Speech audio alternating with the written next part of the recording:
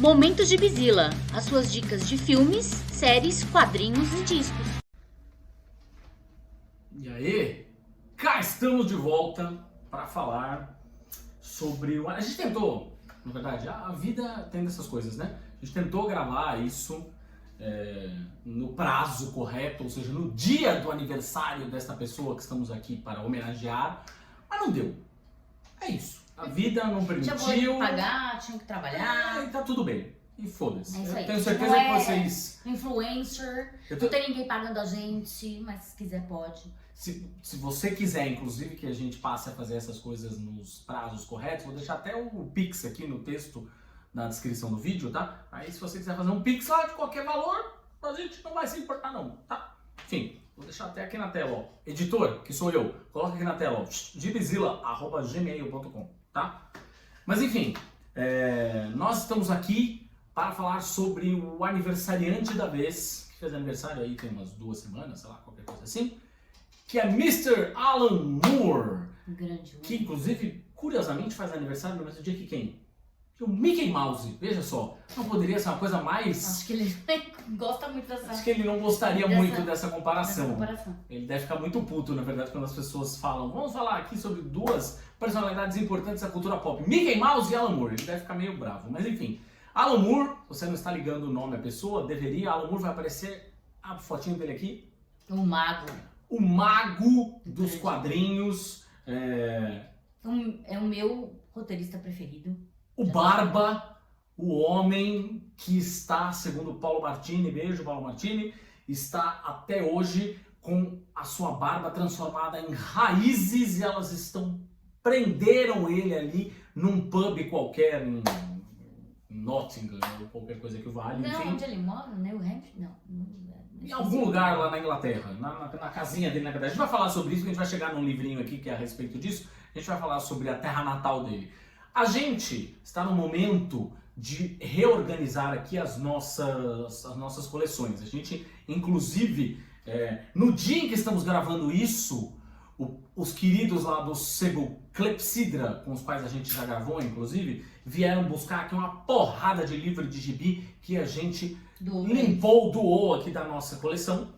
Northampton, muito bem. A gente vai falar sobre Northampton. Mas enfim, a gente vai falar sobre quadrinhos e livros também, tá? Do Alan Moore, que a gente tem aqui na nossa coleção, que a gente curte, não sei o quê.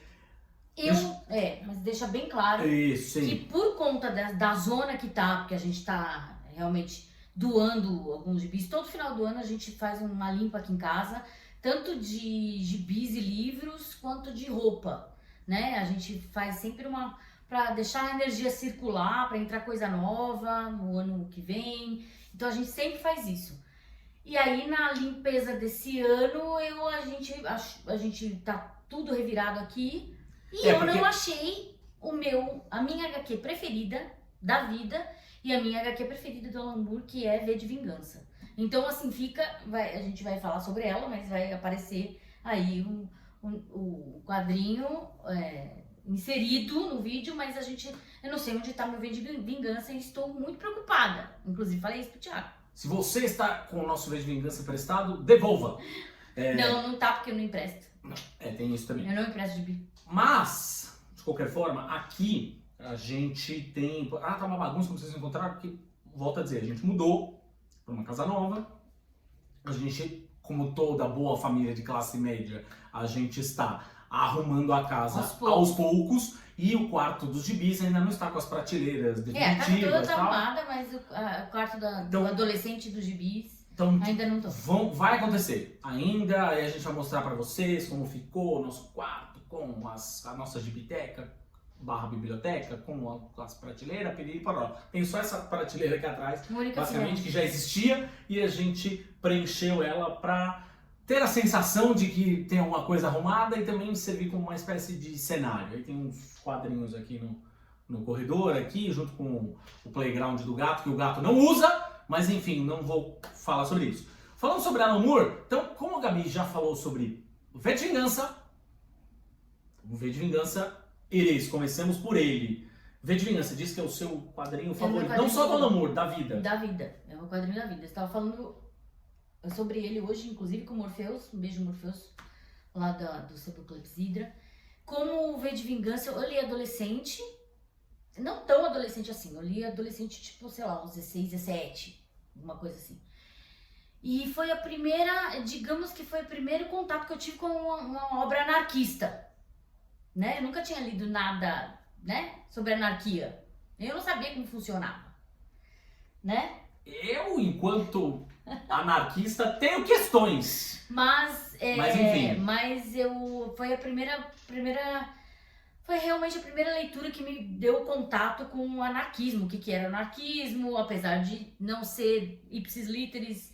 Muitos anarquistas torcem o nariz quando a gente fala que V de Vingança é uma obra anarquista, mas realmente, assim, é uma obra extremamente política, é totalmente política, não tenho o que falar, e me abriu muito a cabeça, aquilo lá me fez, assim, tem muitas referências, né, uma obra muito cheia de referência de cinema, referência de teatro, o vaudeville, que ele fala, referência de literatura, referências políticas, muita referência, então, assim, foi uma coisa que foi...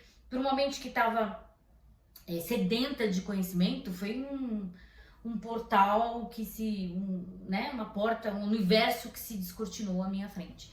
Então, vejo engano, e ainda assim eu acho que pela coerência da obra, pela genialidade da obra, apesar de eu ter lido depois milhares de outros quadrinistas, que eu sou fã também, com tudo, mas ainda tem um lugar especial no meu coração, junto com o Electra Assassino, V de Vingança. V de Vingança, eu sempre reforço, no fim das contas, que é uma história incrível, mas tem uma camada que acho que é importante, que as pessoas parecem esquecer, que é o nome do gibi, né? V de Vingança. O V, no fim das contas, ele está em busca de vingança. Vendetta, né? Ou seja, ali tem uma questão, e ele usa uma máscara que é do Guy Fawkes, que é um revolucionário, entre aspas, mas ele é um revolucionário que estava apenas tão somente buscando o direito de exercer a religião dele.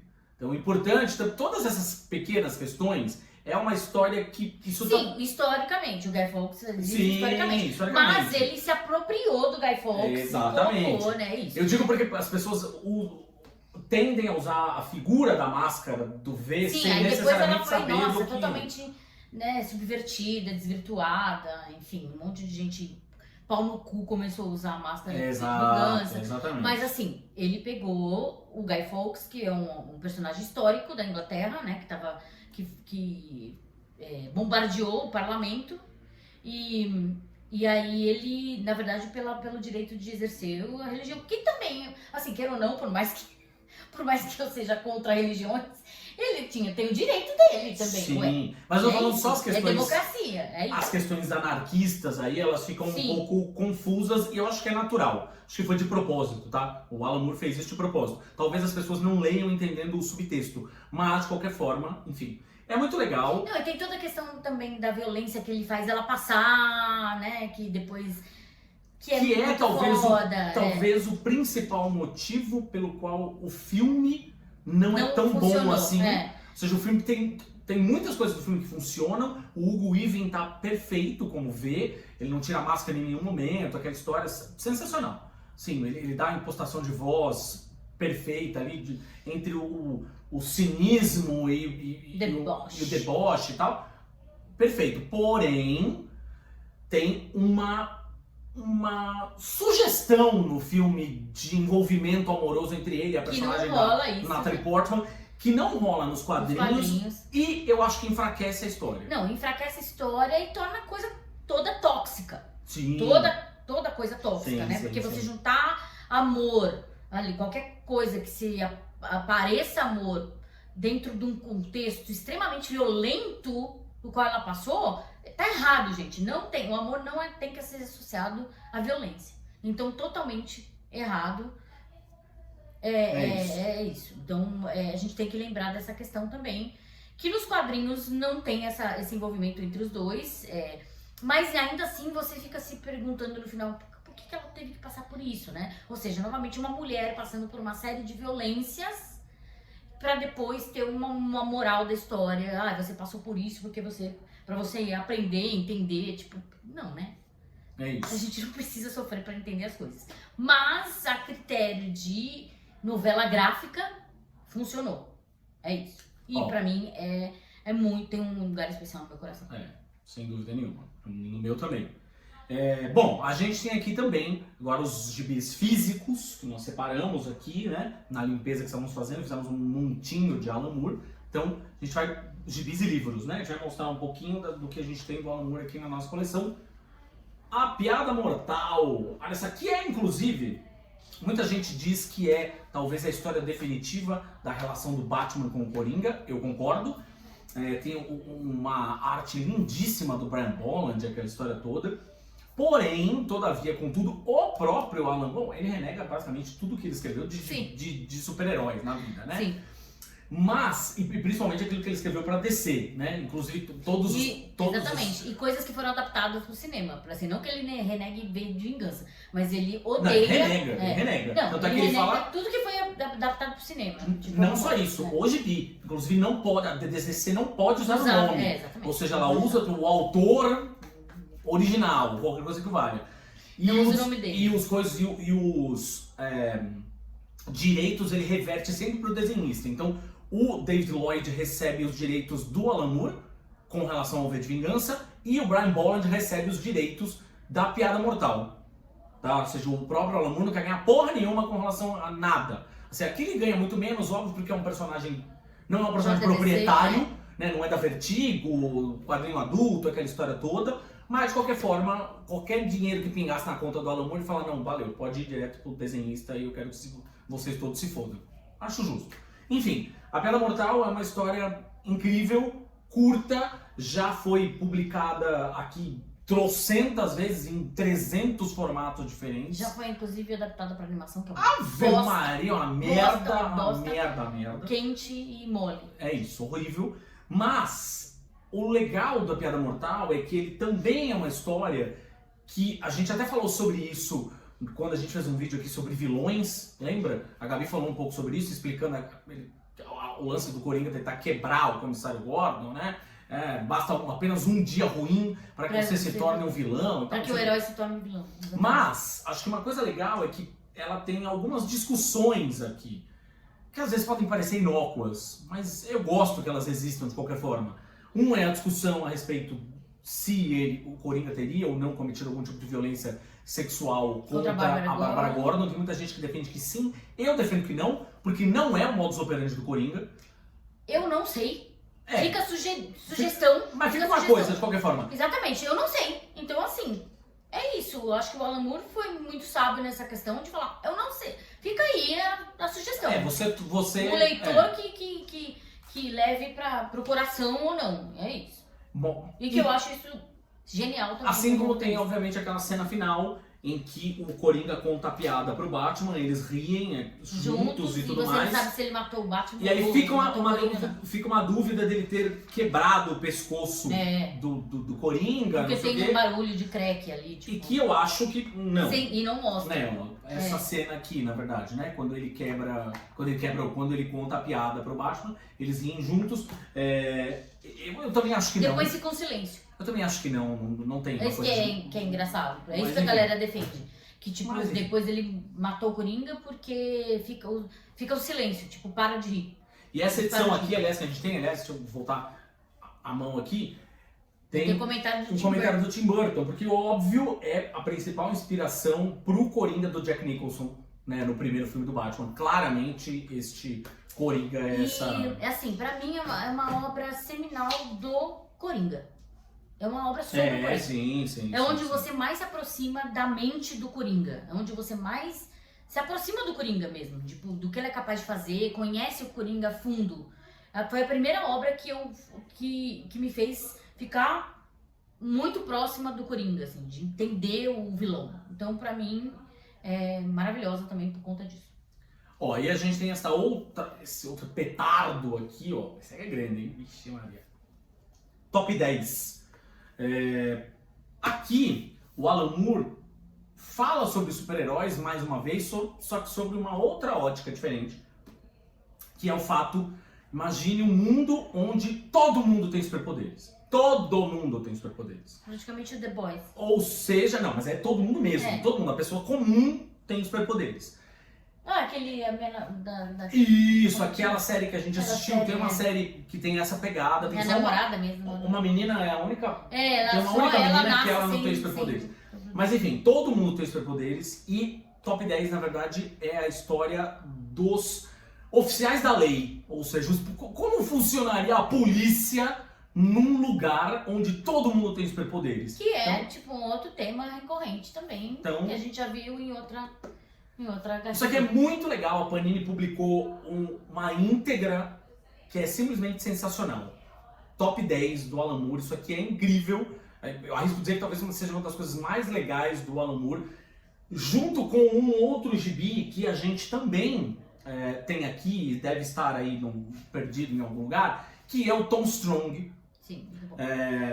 Tom Strong, que é um gibi no qual o Alan Moore exercita o seu carinho pela era de prata, a era de ouro dos quadrinhos de heróis. Ele trata, obviamente, com uma inocência, com uma ternura que muita gente até nem consegue reconhecer na obra do Alan Moore. Então isso é muito legal também. Tom Strong, de novo.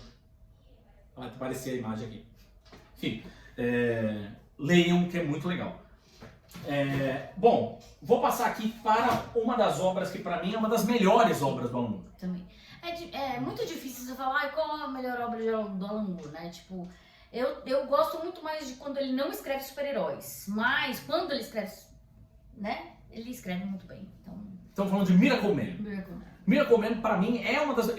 Eu só consegui ler integralmente quando foi lançado pela Panini, em fascículos. Agora eles estão lançando esses encadernadinhos e tal, a gente comprou o primeiro. Nós estamos falando de... Sim, é um super-herói, pero no mucho, porque no fim das contas aqui é quase como uma subversão do Alan Moore ao mito do Shazam. Sim. Ou seja... o Alan Moore, ele pega bastante isso, né? Ele pega, tipo, Super-Homem e desconstrói Shazam e faz um outro, né? Parecido. Um homem acabado, fudido, aquebrantado, que do nada descobre que tem esses poderes, enfim. E aqui se discute, claro, estamos falando do Shazam porque ele tem a palavra mágica, Kimota, que é Atomic, que é o contrário, né? Ou seja, é o lance também da era atômica, aquela história toda. Mas, aos poucos, ele vai discutindo algo que depois viraria, a gente vai mostrar aqui também, né? Mas que viraria um tema que ele discutiria com o Dr. Manhattan em Watchmen, que é o que acontece quando um ser humano ganha poderes divinos, assim, quase cósmicos, acima do bem e do mal. De que maneira ele se comportaria? Ou seja, como fica a ética dele? Que é a questão do Shazam, ele é um deus, né? Ele passa a enxergar, Deus, praticamente. Ele passa a enxergar os poder outros dos deuses. Mas aqui, na verdade, aí ele vai discutir uma coisa que é quase sobre o Superman, assim, ou seja... Ele funde os dois. Esse sujeito, ele olharia para nós como que é formigas?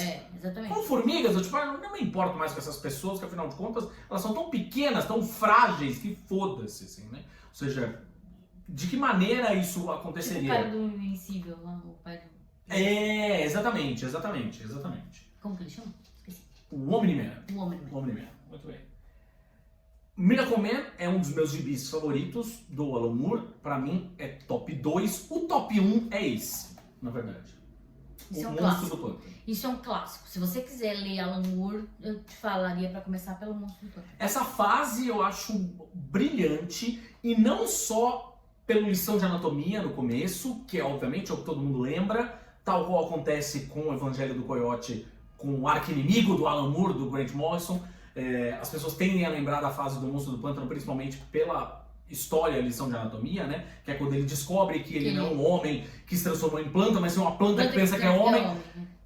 que é incrível e todas tem toda uma questão ética, e bioética, né? Exatamente. E filosófica e bioética, e que em tempos de crise climática que a gente tá passando, nunca foi tão atual, assim. Então, tipo, leiam o Monstro do Pântano, por favor. Essa fase saiu inteira pela Panini, nesses encadernadinhos, depois eles já lançaram um ônibus, já fizeram uma porra toda. Mas, cara, isso aqui é ouro, assim, sabe? E qualquer outra fase, por melhor que seja, tiveram boas fases, né, do Monstro do Pântano depois, mas qualquer outra fase que veio depois, clara e nitidamente bebeu nesta fase do Alan Moore. Isso aqui é definitivo pro personagem. Sim. Ponto, assim. E, pelo amor de Deus, esqueçam aquela porra daquela série de TV. Aí a gente vai falar, óbvio, Watchmen. Não tem jeito, né? Enfim, sobre uma das obras mais conhecidas dele, né? A série completa, aqui. Que tem, ao contrário das outras adaptações, aliás, a adaptação de filme eu não gostei tanto, mas a adaptação da série, exatamente. Ninguém gostou. Mas a série, meus amigos, a série foi uma das melhores séries que eu já vi na minha vida, foi a série de Watchmen. Tem uma coisa que é engraçada sobre a série, que a série não é uma adaptação, né? A série é como se fosse uma continuação, né?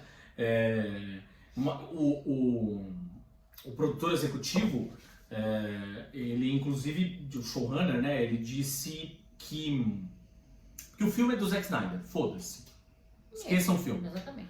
É uma bosta, mas a série,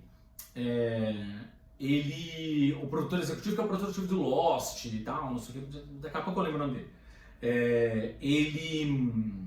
ele disse que não necessariamente ele estava procurando a bênção do Alan Moore, né? Ou seja, quase como um foda-se, assim, tipo, eu amo a obra original, sim, mas peguei gostaria muito que o Alan Moore assistisse, mas se ele não assistir, foda-se também. E não deve ter assistido, tudo bem, mas a série é muito legal, tá? Então, enfim, fica a dica aí. Mas sobre o gibi em específico, cara, isso aqui é tão definidor de quadrinhos de super-heróis quanto o Cavaleiro das Trevas, do Frank Miller. A gente tá falando do Alan Moore pegando o que seriam os personagens da Charlton Comics, que ele não teve liberação para usar, né? Então o Besouro Azul, o Pacificador e não sei o que. Ele cria outros personagens em cima deles, então claramente o Coruja é o Besouro Azul, o Comediante é o Pacificador, enfim. São os personagens que ele deveria ter usado, mas não usou. Então foda-se, não muda nada. O fato é que ele conta uma história na qual os super-heróis existiram de verdade na realidade e, portanto, é evidente que eles teriam tido um impacto direto e real na história da humanidade. Sim. Na Guerra do Vietnã e por aí vai. E aí eles mostram exatamente esse abuso de poder, né, dos super-heróis, onde eles não tinham que ter metido o dedo, né, não tinham que ter interrompido ou então atravessado a história da humanidade, né? Então aí as consequências de tudo isso, né? Tipo, por isso que uma frase icônica do Watchmen é Who Watch the Watchmen, né? Tipo, quem é que vigia os vigilantes? Quem vai vigiar os super-heróis? Eles estão assim, novamente, por isso que eu tô falando que é um tema recorrente do Alan Moore, porque ele gosta de trabalhar isso, que é um tema do Top 10 também, que é quem é? Eles estão acima do bem e do mal? Quem é? O que é o poder? O que é o poder? Se alguém tivesse tanto poder aqui, assim, o que ele faria? O que a humanidade seria para eles? Como que a gente agiria? Porque a gente tem uma visão romantizada, óbvio, dos super-heróis, que a gente fica falando, se o Batman estivesse aqui, se o super-homem, a gente precisa de um super-homem. Mas e se esses caras existissem mesmo, com todas as implicações éticas que isso teria? Sim. E filosóficas e políticas. O Superman. Como que seria? Como que a gente lidaria com isso? Sim. Né? E aí a gente pensa, a galera que é contra os mutantes. Ia ter uma galera que ia ser contra os, né? Sim, ia ter a guerra civil. Com certeza teria uma guerra civil. Né? Ia ter os que são a favor dos supers e os que não. E o Alan Moore traz isso muito à baila na maioria das obras dele. A gente tem uma outra obra aqui que não é uma obra muito conhecida do Alan Moore, mas que é muito legal, o pessoal da Devir mandou pra gente, que é uma coisa muito legal, que é o Alan Moore basicamente entrando numa pegada meio Monty Python, que é o Bo Jeffries. Cara, o Bo Jeffries saga que é, no fim das contas, basicamente o Alan Moore contando a história de uma família, não é uma família tão... É uma família que parece muito com as nossas famílias, mais ou menos, que tem toda uma dose de nonsense aqui, mas que é muito divertido. É o Alan Moore fazendo humor. Então, assim, que é uma coisa que tem salpicado na obra dele, né? Quem lê com cuidado... É um humor mais inteligente, né? Um humor mais político. Não é aquele humor escrachado. Aqui não, aqui é uma coisa bem mais solta, assim. Vamos dizer, Monty Python é nonsense pra caralho, mas é muito divertido, assim, muito divertido. É um tipo de gibi que você não esperaria ler do Alan Moore. E não é tão denso, assim, né? Exatamente. Não é tão denso quanto as outras obras dele, mais pesadas e que discutem todas essas questões mais cabeludas. Não, é uma coisa super leve. E aqui tem muito do Alan Moore, a gente vê isso principalmente na obra literária do Alan Moore, né? Aqui a gente vê também o Alan Moore falando sobre, especificamente sobre a sua sociedade britânica. Ou seja, fazendo uma crítica fazendo uma cutucada na sociedade britânica, é uma coisa que é bem a cara do Alan Moore. Pô, sabe? Tudo bem. Falei de obra literária, tem mais um livro que eu sei que não tá aqui, um gibi que eu sei que não tá aqui, mas que a gente tem aqui um encadernado da primeira fase, que é, obviamente, a Liga Extraordinária. Nossa, sim.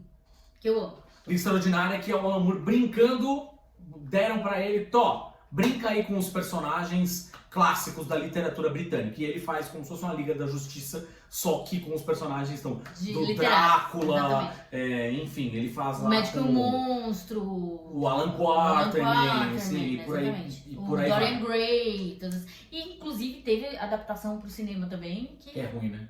É ruim. Capitão Nemo. Talvez uma das poucas coisas legais da adaptação do cinema seja o Capitão Nemo, o Nautilus, seja legal, o Nautilus é a coisa mais mas, legal. Enfim, aí...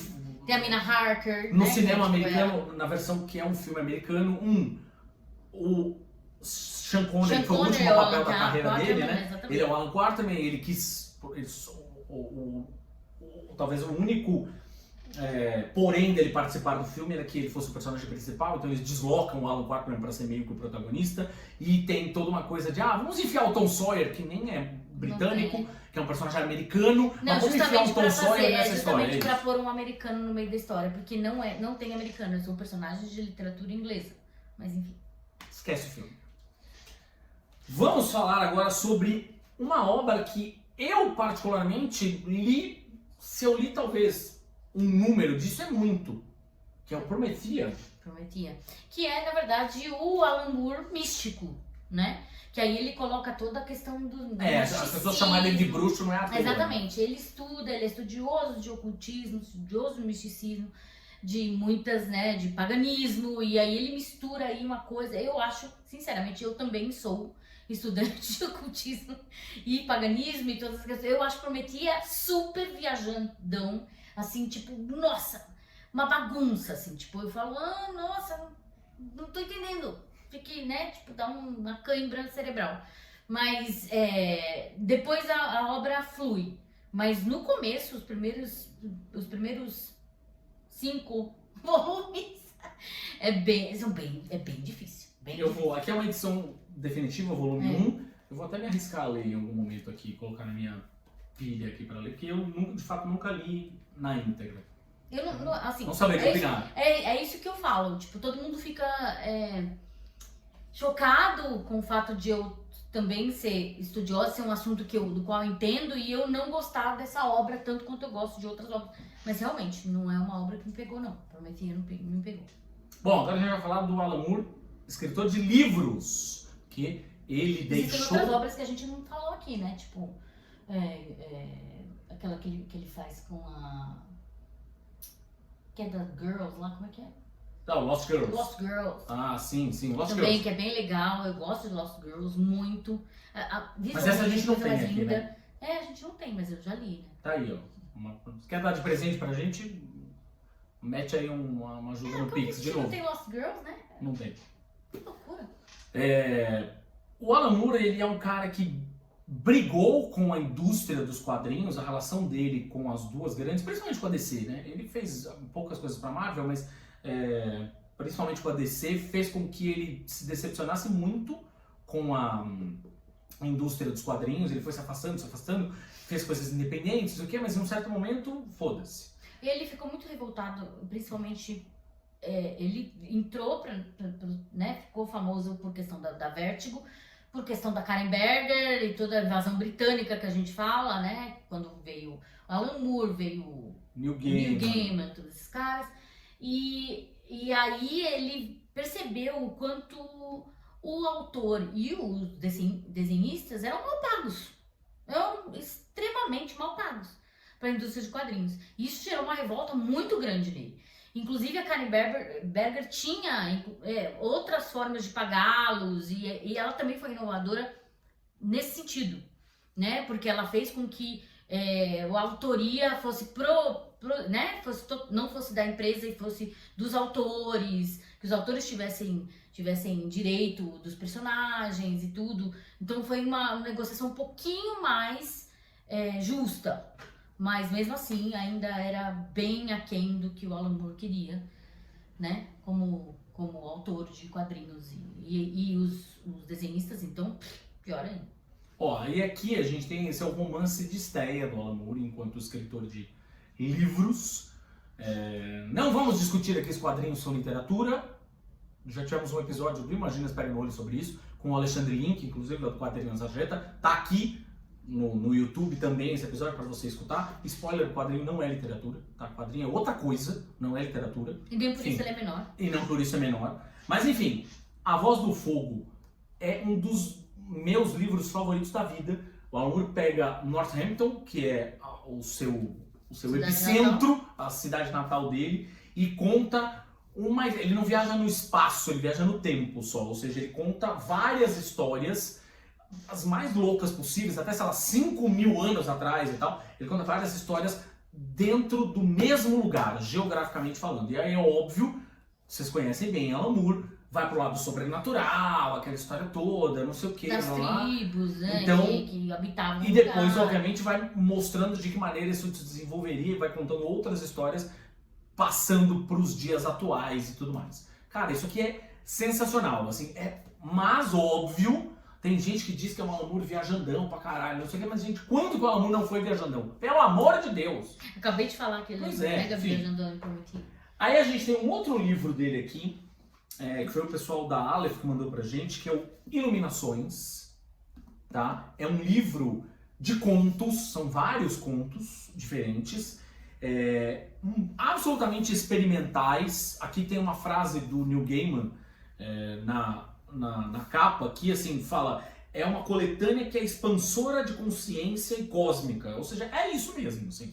E é legal que o Alan Moore ele brinca com a coisa da linguagem em muitos contos aqui. Tem um conto, inclusive, sobre seres cósmicos, que você vai acompanhando a evolução deles, seres cósmicos e as suas formas geométricas. São essas formas aqui, não são à toa. Esse conto, na verdade, é uma loucura. E ele faz isso de novo. Isso aqui é livro, tá? Ou seja, não tem ilustração. Ele faz isso só com as palavras. Ele vai brincando com as palavras de um jeito que você vai ficando até meio confuso, assim, mas é uma confusão boa. É uma provocação legal.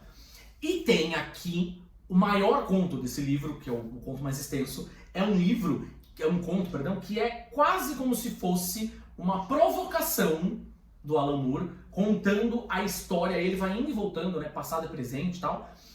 A história dos quadrinhos, na verdade, da indústria de quadrinhos americana. Ele, óbvio, troca os nomes, mas você claramente percebe quem é quem ali. Quem é o Jack Kirby, quem é o Stan Lee, quem é o Chris Claremont, por aí vai. Você vai descobrindo claramente, vai lendo, você fala, tá. Ou seja, os caras começaram a produzir, depois a coisa da indústria de fã, as Comic Cons e não sei o que, blá blá. Assim, é uma história... É quase como se você tivesse lendo o relato de um acidente de trem, assim. Porque ela vai se tornando... É legal, caótica, bonita, ela vai se tornando caótica, catastrófica, a ponto de você falar, gente, eu não tô acreditando nisso. E muitas das coisas, óbvio, são inventadas, né? Não sei o quê, porque ele não tem um compromisso ali com fazendo uma biografia, por isso que ele mudou os nomes. Mas é uma loucura. Assim. Mas não deixa de tem certas coisas que são verdade. Exato, não deixa de ser uma parábola. É isso. É isso, uma parábola sobre o que aconteceu. E um último que a gente também tem aqui, ele tá perdido na nossa confusão, que foi o último livro dele, que ele está trabalhando na continuação, inclusive ele vai tornar isso uma série, que chama O Grande Durante, tá? Que é um livro que a gente também recebeu aqui, do pessoal da Aleph, que é um livro em que o Alan Moore fala sobre uma outra Londres que existe em Londres. Só que diferente do que a gente pode pensar na coisa de Neverland, lá do Neil Gaiman e tal, não sei o quê, não. Assim, aqui é uma outra história. É uma outra realidade que funciona, inclusive, de um outro jeito diferente, assim. Sabe quando a gente fala que se a gente fosse para um outro mundo, que não necessariamente fosse um mundo à base de carbono, a gente às vezes não conseguiria nem enxergar direito as coisas como são, as cores seriam diferentes, as formas seriam diferentes, seria um jeito que não é um jeito humano. Outro planeta, por exemplo. E que não é um jeito humano de você enxergar. Tipo, não tem quadrado, não tem círculo. São outras coisas. É isso, assim. Outras referências. É uma outra referência. E quando os personagens pulam de um universo para o outro, rapaz, a descrição que o Alan Moore faz, assim, é absolutamente sinestésica. Absolutamente. Você vai sentindo cores, vibrações, sabores e não sei o quê. E você fica com a sensação do personagem, assim. Você fica confuso, você fica até enjoado, assim, um pouco assim. Caralho, velho. Pera, que eu tô até meio zonzo. O que tá acontecendo? Que é exatamente o que acontece com o personagem. Quando ele passa de um mundo pro outro. O Grande Durante é muito legal, também recomendamos a leitura. E no final das contas, esse é o ofício do escritor, né? O escritor faz isso. O escritor te transporta. Se ele tem, se ele é o escultor das palavras ali, se ele é o cara que escolhe as palavras e descreve para você, ele te transporta. Isso é uma boa literatura. Isso é uma boa história. É isso que o Alan Moore faz. Por isso que ele é bom, o tanto que ele é bom. Porque ele é capaz disso, ele é capaz de te levar para um outro mundo com referências completamente diferentes do nosso mundo através da palavra. Então isso é incrível, ele escreve muito bem, ele tem ideias fascinantes. Eu sou muito crítica a ele, a muitas coisas que ele fez, porém ele ainda continua sendo foda pra caralho. É isso. Parabéns, Alan Moore, feliz aniversário atrasado.